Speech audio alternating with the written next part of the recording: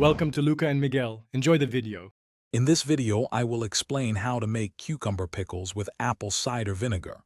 We'll cover everything from selecting the best cucumbers to the final brining process. This guide is designed to be straightforward, ensuring you can create delicious, crunchy pickles right in your own kitchen. Get ready to transform fresh cucumbers into a tangy treat that's perfect for any meal or snack. To begin, gather your fresh ingredients. You'll need about 2 pounds of small, firm pickling cucumbers, ideally 4 to 5 inches long.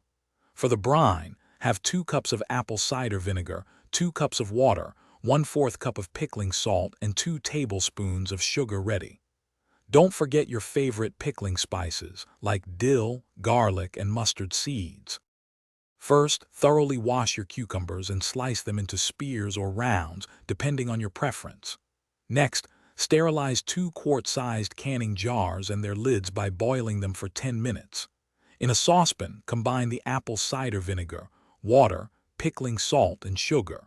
Bring this mixture to a boil, stirring until the salt and sugar are fully dissolved, then remove it from the heat.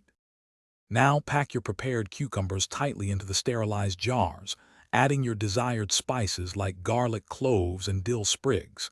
Carefully pour the hot brine over the cucumbers, ensuring they are fully submerged and leaving about 1/2 inch of headspace. Seal the jars tightly with their lids. Remember, these pickles are best after a few days in the fridge. They will keep well for several weeks, offering a delightful crunch whenever you crave it. Also, if you're looking for a great way to stay hydrated, check out the Owala water bottle link and other deals in the description below. Enjoy your homemade, tangy cucumber pickles. Thanks for watching and please subscribe. It's the best investment you'll ever make.